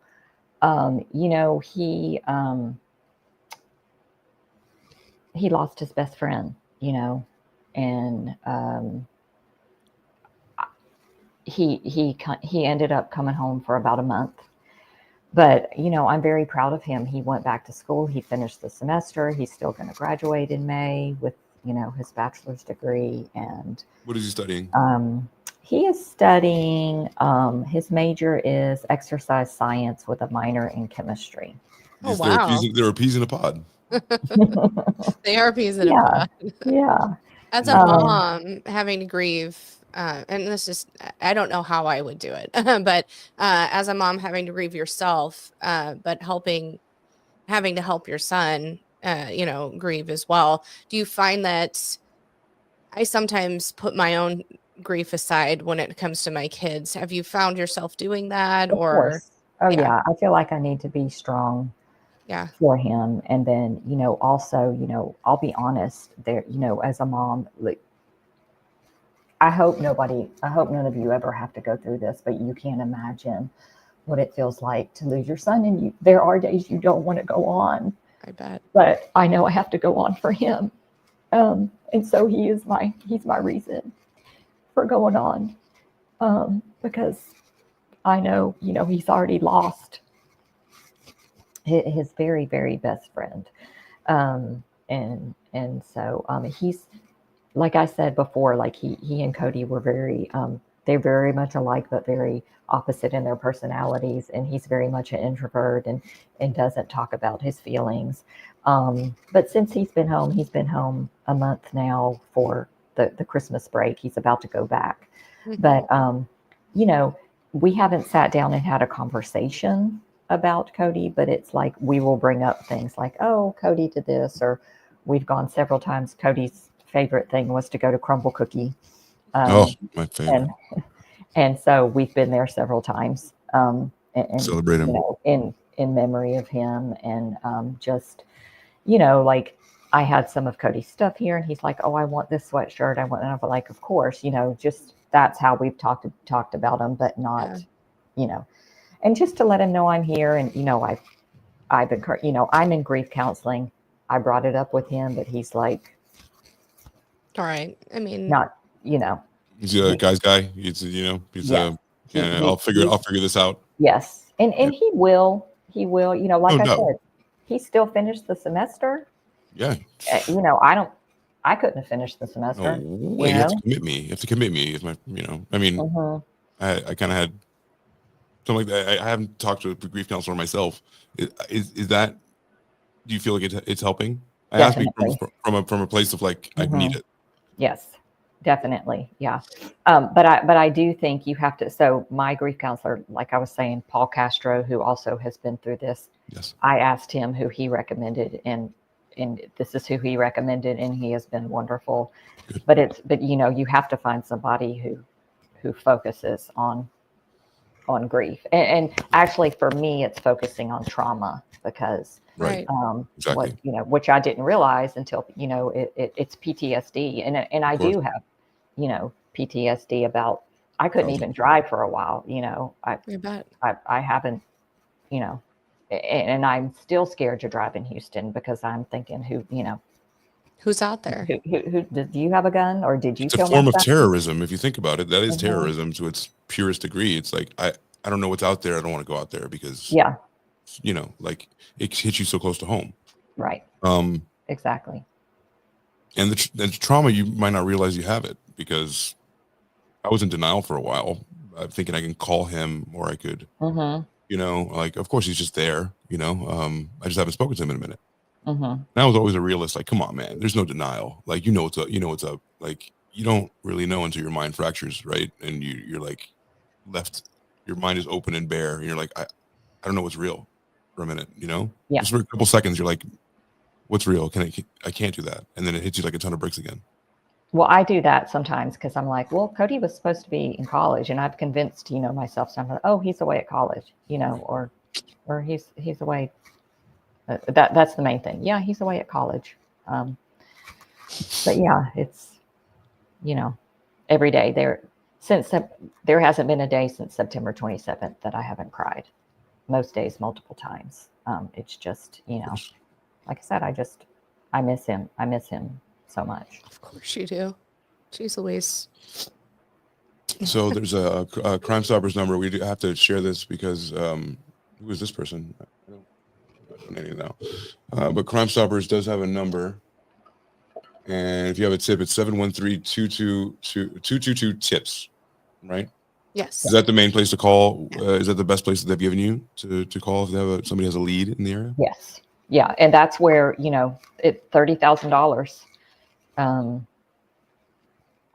for any tips, any anonymous Absolutely. tips that lead to arrest, $30,000. We implore you as a basic human being, even if there wasn't $30,000 at stake, there's nothing for you to lose since to say like the bullet came from over there, or And it could be anonymous. I have a dash cam that was around that time, and it could be anonymous. You don't have to put your name out there. Your Tesla's not going to get taken apart, not taken away. You're not going to lose anything. Help someone get answers and closure. I think that's more important than not doing it and knowing, Yeah. I'm curious to see closure. those. I'm curious that those cameras that they don't record on the freeway. You would assume that those cameras would record something. Do you know what I mean? Like you would assume I guess I would assume that if I get into a fender bender, there's something out, because there's cameras everywhere. You think they would have. And the toll plazas, yeah, for sure, because they would take pictures in Florida, and the I-10 runs through Florida. There's pictures they take of your license plate. They if you do, go through the and toll. right, and he did go through the tolls on Beltway 8, but but that was before, he was on I-10. So Right. But you think, did they reach out to any of those people because he went, I'm pretty sure there's probably been maybe 3 other cars that had gone through that same toll with him, right? Do you think, did they reach out to any of those cars and go, hey, how far did you go? Did you see anything? Do you think they reached out to them? I'm not sure. I mean, what they told me, they could do with the toll. They could, but they don't even know if the person who shot him went through the toll because there's a distance between the toll and where he. I would think that, and you can be on I-10 and not have gone through the tollway. Oh, okay. Yeah, the tollway was a different roadway. It's called Beltway 8, and so Cody went through it because that was the route from my house, but we don't know for sure if the person who shot him was, or they could have just been on I-10 from, like AC said, you can be on I-10 forever. So forever, never turn right or left. It's hypnotic. It's horrific, actually. You're like, I've gone 400 miles and I haven't turned my wheel. It's crazy. But hey, AC, at the same can time, we put a picture of Cody in his motorcycle? Yeah. I do have a question. Did he, in that period of time, was there a phone call, or maybe did he try to make a phone call, or did he try to, anything like that? No, he didn't. And I guess in my head, because as a mom, I'm thinking, why didn't he call me?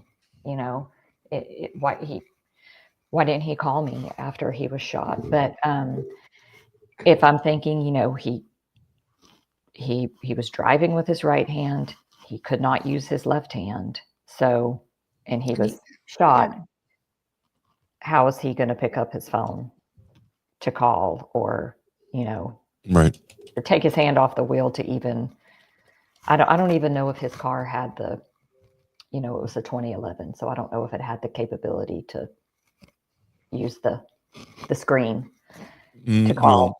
I doubt that. No. Not It on might 2011. have, but not. I mean, I Maybe don't know. Bluetooth, but not Yeah. a screen navy. Right. No, I know he had Bluetooth, but I don't know about but or I was like, maybe his phone had fallen. I don't Right. know. Right. He couldn't get it. And- And he literally could not use his left arm. Like he couldn't. And to be fair, he probably, I mean, if something like that happens to me, I'm not immediately thinking, oh, I'm shot. I mean, I don't know what Right. no, We don't where even his know. brain was, but Right. at 19, driving to pick up a friend at work and, just coming off of an accident, maybe, he felt, I don't know, Sometimes you don't feel it. well, sometimes you I rationalize, oh, maybe I'm just having a pain. Maybe I'm just, Mhm. And I thought whatever. that too. He Yeah. may have not even known. It could have felt like a He bee may have sting. not- Sometimes, yeah, they feel like bee it- stings. I mean, one would mean- hope he didn't. Right. You know what I mean? Exactly. One hopes that so- he, yeah. Go Right. ahead, He I'm sorry, was- Rose. someone who has gone through something like that, you don't feel it. You feel more of something warmth, and then blood comes out. You don't feel it. So maybe he didn't feel it until it was too late when he did feel the pain afterwards. I'm talking from my experience. I didn't feel mine. It was just more Right. of a warmth feeling versus anything. And maybe he did, Well, the only reason I think that he knew something happened, and I'm not saying if he felt it or not, was that when his car stopped, when he was on the feeder, he knew enough to turn his flashers on, Good boy. which that broke my heart when I first felt, I'm like, Good boy. Like yeah, he knew enough to to turn the his end. To flashers the end, on. he was a good boy. God. Yeah. And I'm pretty sure this is what they told me, that when his car stopped and he turned his flashers on, he opened his door to try to get help. But that's where he passed away. With whoever found him stopped and cooperated and waited for the police to get there. But even that was very busy, where he stopped. And as I was saying, it was on the news. I didn't know about it, but what was on the news, and it was in one of those newscasts that I'm not sure if y'all have, but it shows his car stopped there at the light with his Yeah. flashers, and they had to shut down the other, because I think even the feeder is 2 or 3 lanes across. Yeah. So they had to shut down the other lanes, and the other lanes were shut down for a couple of hours. Absolutely. There's no question about that. I think they did attempt to life flight him, but that would have been his second life flight. In a short amount of time. Exactly, within like 3 months. Yeah. But he passed before they life flighted him. So it says that so Eyewitness News says that the Harris County Sheriff's Office deputies responded to the shooting at the 23600 block of Katy Freeway, like we said before, and the scene officials reported finding a man with a gunshot wound who was reportedly transported to the hospital by life flight, right, like Amy just said. And 3 westbound feeder lanes were shut down as authorities conducted the investigation, but preliminary reports show that the victim's vehicle had external bullet holes and was in motion during the shooting, which is extremely hard to do and pull off. Like, to hit something in motion, if anybody's a marksman or has shot a gun, it's really, really hard to shoot something in motion. And to get something that precise is almost impossible from any distance, much less from far, because you have a highway, right? You have 2 lanes. You have how many lanes is in the Katy highway? 4 or 6. 4 or 6. It's a big ass one, right? So it's Yeah. 6 and 12. So if he's on the other side, or he has to be on the median to do it. Like, is it coming from above? Is it going straight through? Well, if it was from another moving car, who knows? From next to it. It could have been. I mean, yeah, totally. Yeah, I'm just trying to think of all the possibilities. I'm sure that this has been done, but I'm racking my brain. It's senseless. Could have been from the side. Could have been from behind. It could have. I mean, if he got hit on the side, probably It down had to come from a certain the place. car. Yeah, it could have been. Maybe they were driving behind him, to the left, maybe to the right. I mean, There's so Again, many it's scenarios you can it's play. We're all speculating until And- we this and is it's more crazy information. that no one is coming forward. Thankfully, somebody did see him, and one, he I wasn't hope. alone. You know what I mean? You know Yeah, what I mean? I When hope he, so. When I've been in Houston, I haven't much. I definitely haven't driven, but just since then, and I'm on a big road and it's at night, of course that's where my mind goes. But I'm like, Mhm. would I notice if this Oh. car right here was shooting at the car? At all. I don't know. No, not at all. You know? I would be jamming. I would be like singing Right. at the top of my lungs with like. Most of our cars, nowadays you can hardly hear anything outside anyway. I mean, you can, but if you hear, do you think it's a backfire or, whatever it may be, who knows? I mean, everybody's kind of in their own world. So, I mean, one would hope, if you saw something or you would come forward, or Of course. one would hope you would see something, but we're all kind of in our own little world. Right. Not only that, if your car is very loud, I mean, like I know for mine, it's a loud car 'cause it's got all kinds of modifications, but that muffler is loud. When you're driving, that muffler is really loud. So if he had a loud muffler, maybe he had an air intake in it. I mean, there's so many things because from the car that the car that it looks like that we have of him with the gold rims, was modified. So you probably wouldn't hear anybody driving next to you if you're driving down the street or on the freeway. Right. I mean, he did a beautiful job on that car. Like, wow. Amy, was it 6 shift or was it automatic? It was automatic. It was automatic because right. Because I was thinking his left arm would be on the other side, but then is he doing that? He's like kind of hanging on with his left that was already injured. A lot of stuff is going through my mind. It's so, I mean, I don't know. and at this point, we don't want to mull it over a thousand times either because I already have. For you either, I'm sure Yeah. you have. Do you find it hard to not like pick up the phone and try to, for me, I feel like I'd want to call the cops like every day. Like, have you heard anything? Have you heard? But yeah, and I did at I first. did.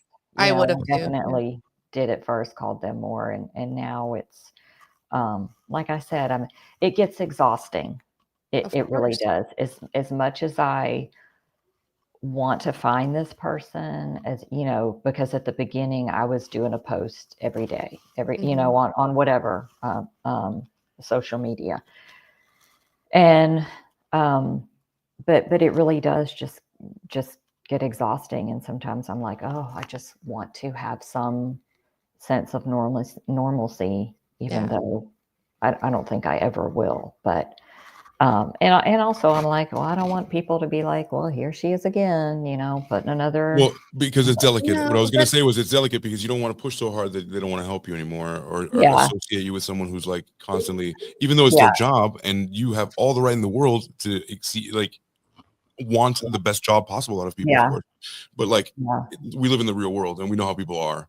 And Also- like you got Also, Amy, I don't think anybody, give yourself some grace. I don't think anybody would say, I hear she is again posting something about her son. I mean, give yourself some grace. There's no way that, okay, there's probably turds out there unfortunately, that, yes, there are that definitely. would feel that way. But Yeah. as far as your group of folks that, you post on Facebook, whatever, I don't think anyone again, that's a broad stroke, but don't feel that way. And if Yeah. it makes you feel better, fucking do it. You know what I mean? Absolutely. Absolutely. No, I Yeah. do. Yeah, I mean, I do. But like I said, it does get exhausting. Of course it does. But I'm going to keep, of course, putting Absolutely. stuff out there. Can I ask a final question? Sure. Thanks. So let's say that this, and it might be, and you don't have to answer if you want to, but it's always a question in my mind if I wanted to get this kind of justice or, they find this person, what would you like? What would you like? And nothing can bring them back, but like, what would be a start in kind of the healing process and the justice process? What would you like to see out of it? That's something I've thought about just because I've followed other people's stories and they haven't gotten the justice that they've, maybe expected or thought that. So, that's hard to, of course, I would want him punished to the full extent, but, just hearing other people's stories, I'm like, oh, well, I know it's going to, are they going to call it murder? Are they going to call it manslaughter? Are they, Right. it's going to, but, I'll be honest, I'd like to see him go to the electric chair just because this was my son. You killed my son. Yeah, He absolutely. murdered a child. And you had no say in it. Like no one asked you. No, Yeah. no. I have a question for you, Amy. For everybody listening on our Spotify side, that just listened through the audio part of this,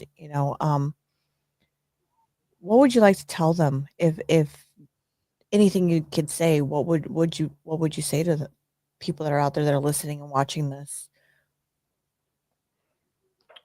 Just the people in general, or Yeah, people in just general that are what do just you want to watching. say about this?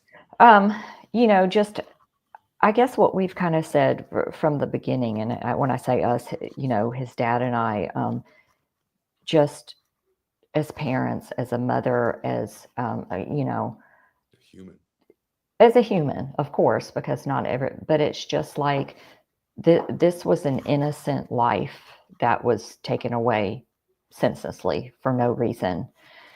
And, you took away your son, you took away a brother, you took away a grandchild, you took away a nephew. It reverberates. It's so huge, a huge ripple. It's not just one. Yeah, One friends, soul. his sweet little 19-year-old friends. It was just heartbreaking, even though, my heart was breaking as a mom, but I also were like, look at these kids, these kids shouldn't have to go through murder, murder. That's the thing. It's not like he was sick or dying, and not that that's, any better. I'm not saying I've that. thought of that, Like, Amy. It wasn't cancer that took him, because I don't have to relive cancer every day. Like my friend died. I could have kind of sent him off, or, maybe steel myself for the time that it happens. You're never ready, but like at least there's some, like, just a phone call. That's it. It's over. Couldn't At least help. there's a little bit of preparation when Right. it's an illness. We totally and get like what I you're said, saying. I'm not saying, but Right. I get even it. when I'm talking about the kids, it's like, well, now they have this new fear, Right.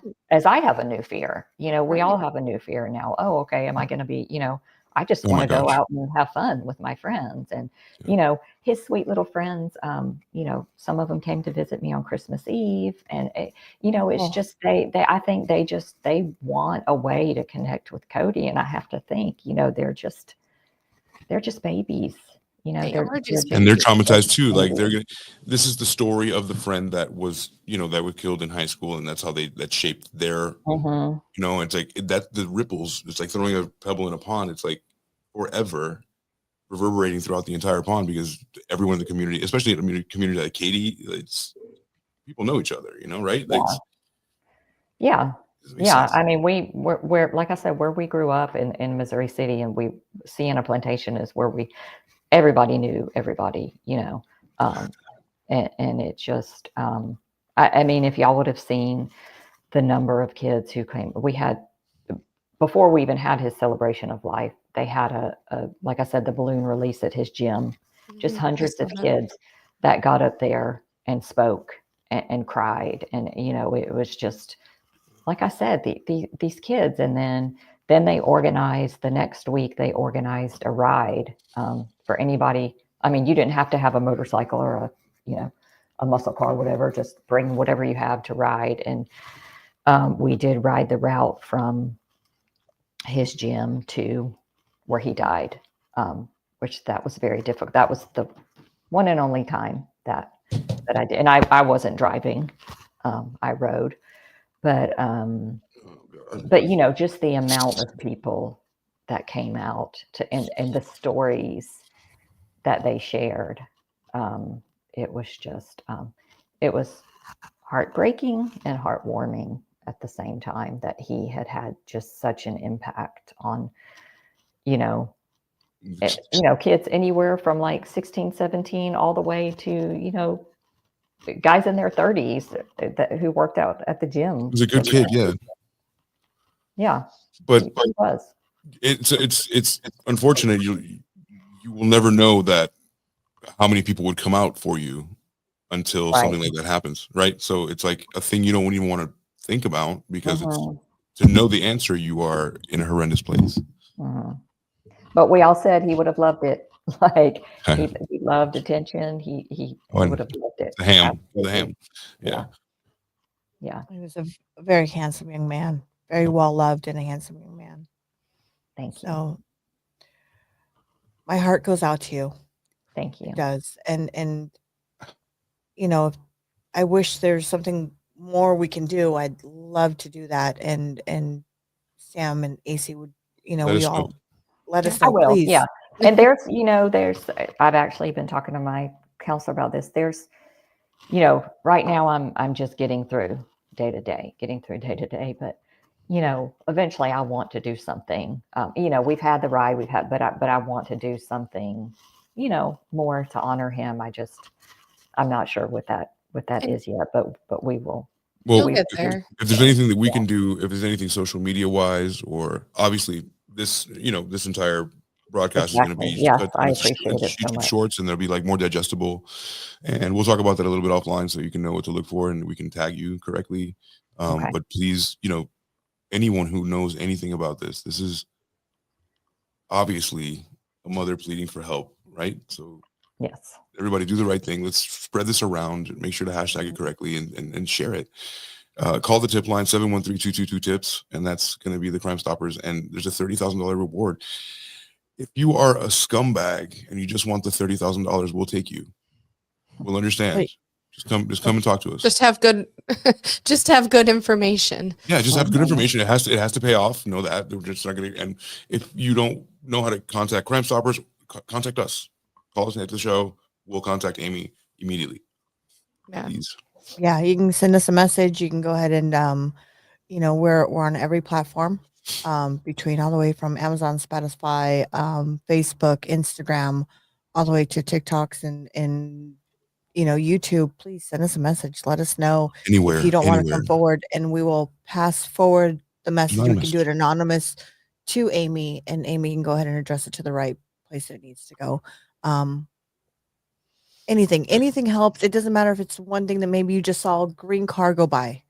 Anything, That day, if you were in that Katie's Expressway and you were in and around that place, please, just anything. If you have a Tesla, if you have a dash cam, if you have Teslas have 8 cameras all around them. So it doesn't mean that it's just a forward dash cam. It's all around them. I know because I worked for Tesla for 6 years. So I know exactly where the cameras are placed, and any Tesla that was around there would have a 360 dash cam, and I'm willing to bet dollars to donuts that's exactly what they're looking at, because it's the only thing on the road that has so many cameras, and there's so and it prevalent. could be anonymous. It could be anonymous. You don't have to have your No, name, nothing. Not the Tesla part, but yes. Yeah, I mean, Well, not to us. You can send us a message. We can go ahead and send it to Amy. Amy can go ahead and send we it got to the right department, and it could all be anonymous, and work forward from there. And please, let's bring closure to this, and a little bit closure to Amy and her family. At least a snippet of something, anything. And I'd like to urge anybody or any parents to get dash cams, because we thought, 1,000%. we went out the next week and bought Mickey and all of us a dash cam, just because Absolutely. if he would have had a dash cam, it could have been, a different story. But yeah, anybody with any information, any dash cam. And I'll add this, Amy, just for your information. Even if they brake check the Teslas, let's say I'm saying this because 1 in 5 cars it's like they're everywhere, right? So if he has one behind him, or maybe one car behind him, or caddy corner, they're able to see that. And it's just, even if they brake check, the dash cam automatically comes on because the car's startled. You know what I mean? So anyone who even just like brake checked could have gotten, it's to that level too. Like, Yeah. I'm positive they're looking down that lead. They have to. Yeah. So, but I'm glad you told me that about the Teslas, because I didn't know. I'm happy to share anything about anything that will help you. This is one of the hardest ones. We've done serial murderers, and this is like the hardest thing that I've done. Well, it's different when we do a story that is not personal, right? You know what I mean? A story that we don't, or we just read a paper and that's it. We can all find empathy in all the things that we do. However, this is, I mean, for all of us, now that we've met you, Amy, and thank you for telling us about Cody.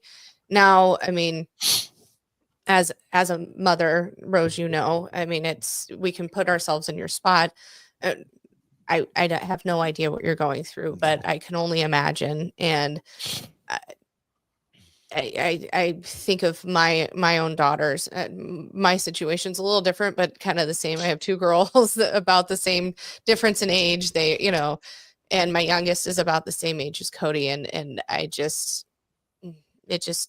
she's away at college, and all I want to do now is just say, can you Mhm. I Send her a just dash need cam. you Can we, here. can you send her, can You you know, I send her a want to dash hold cam?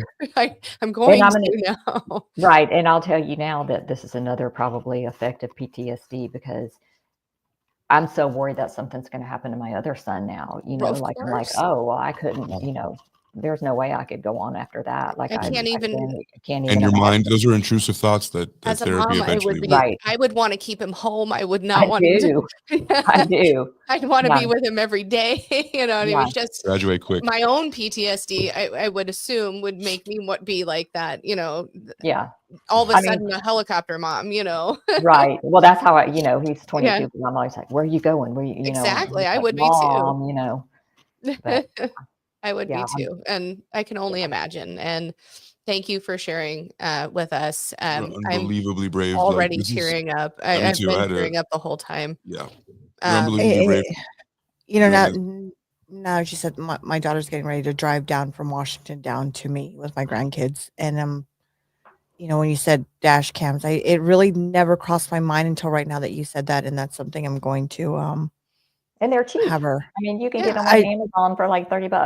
Yeah. You know? I just Garmin. there's things that we just never think about. Do you know what I mean? Right. Like we don't think about it. We just get in our car and we go. It's and now No, with I thought about it. That's why I bought one with it, and then like 8 of them. I mean, because I can do a thumb drive, right? Teslas can do a thumb drive.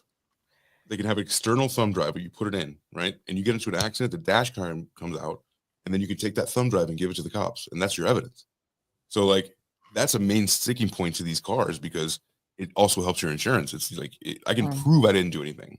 How can I prove it? I have 8 cameras all around me. That's why they didn't know what to do with Teslas in the beginning with like insurance. And all cars are going to have that. It's not just Tesla. They just did it first, but like all cars are going to have that eventually. People say it's good, it's bad. We're in a police state. Like, there people are watching us. Like, we're not going to have any privacy. But we don't anyway. at this point today, fuck privacy. I want to know this. You know what I mean? Wouldn't you give up a little bit of your own privacy just to know? Yeah. Yeah, absolutely. I don't know. I'm rambling because I want this to be solved and I want to help. So Again, So, Amy, yeah, thank you so and- much. Thank you so much, Amy. Thank If there's y'all so anything we much. can do, you have my number, my personal number. You can reach out to me, and I will make sure I'll let everybody know. And if there's anything we can do for you, please let us know. Please. Yes. Thank you. Well, I appreciate this so much. I do. We appreciate you. And I couldn't do this soon after something like this happened. You were so strong, and thank you so much. Thank you. Yeah. I Is hope there we any- hope we honored him, Yeah. Yeah. Yes. Yeah. Yeah. And I Cue the music. Let's- I mean, I think we've One Thank other, you, everyone. now that you said music, I just wanted, I don't know if y'all being, over on the West Coast, if you knew there was a country singer named Cody Johnson. of course. as I was yeah. Yeah. It was either him or the Grammy nominated Right. winner. Exactly. Yeah. But he used to. So one of the things that one of the little girls told me, she was like, he convinced me that he was a singer and told me that and I was like, really? And yeah, and then he put on Cody Johnson but she was like, I didn't even know that, but He's also a NASCAR driver, right? NASCAR driver, Cody Johnson. Am I right about that? I believe he was, yes. There was another Johnson NASCAR driver because he Was Cody in a NASCAR? Cody Johnson. When he was little, yes. Yeah, we Okay. even went to the track in Charlotte when he was little. Nice. So definite. And I think they have a museum, a NASCAR museum. We have a family picture of us all there at the NASCAR museum. Oh wow, that's awesome. Yeah. Jimmy Johnson. It was Oh Jimmy yeah, of course, Johnson. Jimmy With Johnson. the NASCAR, that used to be one of his favorites. Yeah. Of course. Yeah. Yeah. But sometimes we please- do get some spam on his. We have a Justice for Cody Johnson Facebook page, and we often get spam from The Cody other stuff. Johnson, Yeah. the fan page, Would you or mind- whatever, you know. Would you mind sharing that at the end of the show when we're off? Or if you want to plug it now, you can. But I definitely want to join that if it's possible. Yeah. So on Facebook, it's called Justice for Cody Johnson, Okay. and if you just, I'm one of the moderators, so We'll find it. that you can just request to join. And I will do but that. yeah, I will do that. sometimes the real Cody Johnson fan page spams us on there, but hey, if it gets them more attention. Yeah. Well, thank you. Candice, From the bottom of my heart, thank you so much for coming on, sharing your story with us. And like I said, if there's anything we can do more than just this, please let us know. And if you have any updates, please let me know. We'll go Yeah, ahead. will definitely You're more than share. welcome to come back at any time to share any updates with us. Our Okay. doors are always open for you. Thank you. And Yeah. and I hope soon we will find justice for Cody. Thank you. I do too. Thank you so much. Thank you. thank you so much. Thanks everybody in the audience. Thank Thank you, you. Amy. Yeah. Yes. Thank you everyone for listening and joining in for our first show of the year. And we will be back on our Monday night show starting the following week. So we'll see you guys all next Friday. Yeah. How's that for episode 1? Whew. Good night, everyone. Night.